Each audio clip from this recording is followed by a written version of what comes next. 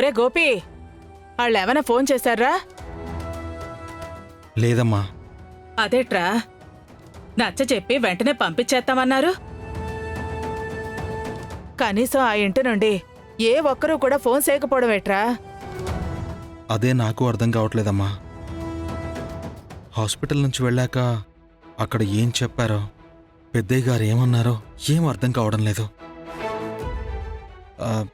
కనీసం లక్ష్మి కూడా ఫోన్ చేయలేదు. ఒకవేళ అక్కడ ఏదైనా జరుగుంటే లక్ష్మి అయినా ఫోన్ చేసేది కదమ్మా. అదెందుకు చేస్తాదరా? ఎవరి కాపురం ఏటైతేనేటి, దాని కాపురం బానే ఉంది కదా. అందరూ స్వార్థపర్లేరా. నువ్వే నా సెల్లి అని నెత్తిన పెట్టుకున్నావు. అమ్మా, ఇప్పుడు లక్ష్మి గురించి ఎందుకు, వదిలే.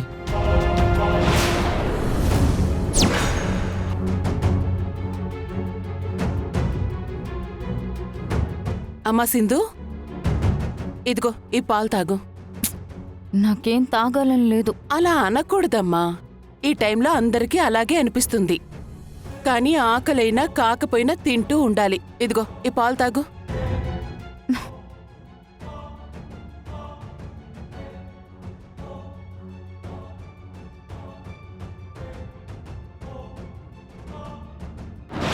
సింధుజాక్షి, అప్- ఏం ఆలోచిస్తున్నావు? అత్తయ్య, నువ్వు అబద్ధం చెప్పి తప్పు చేశావు. ఒకవేళ అబద్ధం చెప్పాలి అని అనుకుంటే వేరే ఏదో ఒకటి చెప్పొచ్చు కదా. ఇప్పుడు చూడు, ఈ పాలు తాగాలి, ఆ టైంకి జ్యూస్ తాగాలని నన్ను చంపేస్తున్నారు.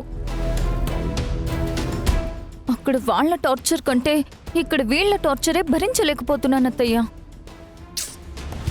కూల్గా ఉండు సింధు. అయినా మనం ఏమైనా పలానా ప్రాబ్లం అని చెప్పామా? లేదు కదా. ఆడవాళ్లకు సంబంధించిన ప్రాబ్లం అని చెప్పాం. వాళ్ళకు అలా అర్థమైతే అది మన మిస్టేక్ కాదు కదా. కానీ తాతయ్య వాళ్ళకి కాల్ చేస్తే విషయం తెలిసిపోతుంది కదా. అప్పుడు మన ఇద్దరిని మెడ పట్టుకొని బయటికి గెంటినా గెంటేస్తారు. అలా జరగదు సింధు. ఎందుకంటే గోపాల్ వాళ్ళు ఎందుకు రాలేదు అని నాన్నగారు అడిగినప్పుడు పనులన్నీ చూసుకొని 2-3 రోజుల్లో వస్తారని చెప్పాం. కాబట్టి నాన్నగారు 2-3 రోజుల వరకు వాళ్ళకి కాల్ చేయరు. అక్కడ వాళ్ళకు కూడా 2-3 రోజులు నిన్నింట్లో ఉంచుకొని నీకు సర్ది చెప్పి పంపిస్తానని చెప్పాను. కాబట్టి వాళ్ళు కూడా 2-3 రోజుల వరకు ఈ ఇంట్లో వాళ్ళకి కానీ నీకు కానీ ఫోన్ చేయరు.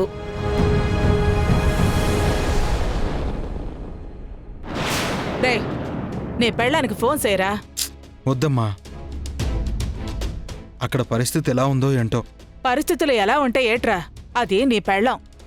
అది నీకు ఫోన్ చేయకపోతే అలాగే ఒగ్గేస్తావా ఏటి? ఫోన్ చెయ్యి, లేదంటే నానే ఫోన్ చేసి మాట్లాడతాను. ఆగు, నేను చెయ్యి మరి. చేస్తాను. సో మనకి ఎలాంటి ప్రాబ్లము లేదు. ఎటు చూసినా మనకి 2-3 రోజులు టైం ఉంది. ఈ గ్యాప్లో మనం ఏం చేయాలి, ఇంట్లో వాళ్ళని ఎలా కన్విన్స్ చేయాలనే దాని గురించి మాత్రమే ఆలోచించు.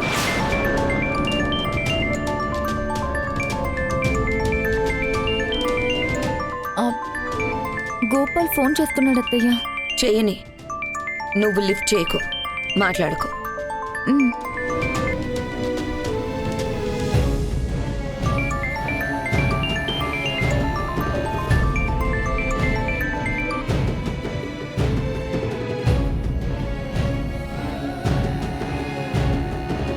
ఫోన్ తీయట్లేదా ఏట్రా? అవునమ్మా. అది ఫోన్ తీసే వరకు నువ్వు చేస్తానే ఉండు. ఎలా తీదో మనమో చూద్దాం.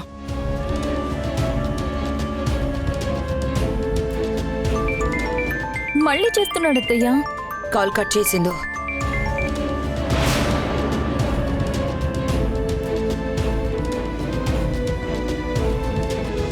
అదేట్రా అంత తొందరగా దించేశావు? ఓ, కట్ చేస్తోందా?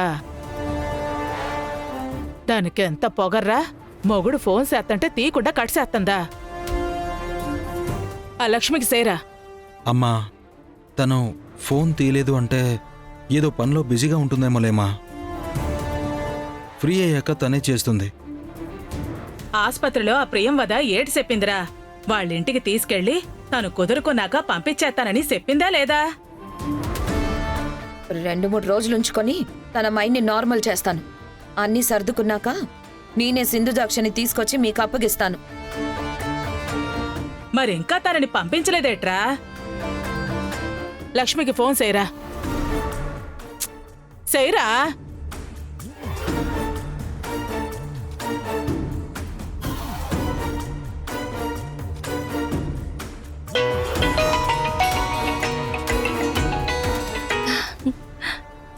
హాయ్ అన్నయ్య, కంగ్రాచులేషన్స్ అన్నయ్య. లక్ష్మి కంగ్రాచులేషన్స్ చెప్తుందంటే ఇక్కడ జరిగిన విషయం అక్కడ ఇంట్లో చెప్పలేదన్నమాట. ఏదో అబద్ధం చెప్పినట్టున్నారు. ఎలా ఉన్నావమ్మా లక్ష్మి? నాకేంటన్నయ్య, దేవుడు పాదాల దగ్గరున్న పువ్వులాగా క్షేమంగా ఉన్నాను, సంతోషంగా ఉన్నాను. అన్నయ్య, అమ్మ, నాన్న, తమ్ముడు, చెల్లి, పెద్దమ్మ, మంగ, గౌరీ అందరూ ఎలా ఉన్నారన్నయ్య? ఇక్కడ అందరూ బాగున్నారమ్మా. అవును, వదిన ఒక్కదాన్నే ఇంటికి పంపించారేంటన్నయ్య? నువ్వు కూడా రావచ్చు కదన్నయ్య. ఆ, వస్తానమ్మా. సింధుజాక్షి గారు బిజీగా ఉన్నారా? సింధుజాక్షి గారా? పెళ్ళయి ఇన్ని రోజులైనా నీ పిలుపులో మార్పే రాలేదన్నయ్య. వదిన చాలా లక్కీ. మీ వదిన ఫ్రీగా ఉంటే ఒకసారి ఫోన్ ఇవ్వమ్మా. అలాగే అన్నయ్య, ఇస్తాను, లైన్లో ఉండు. హ్మ్.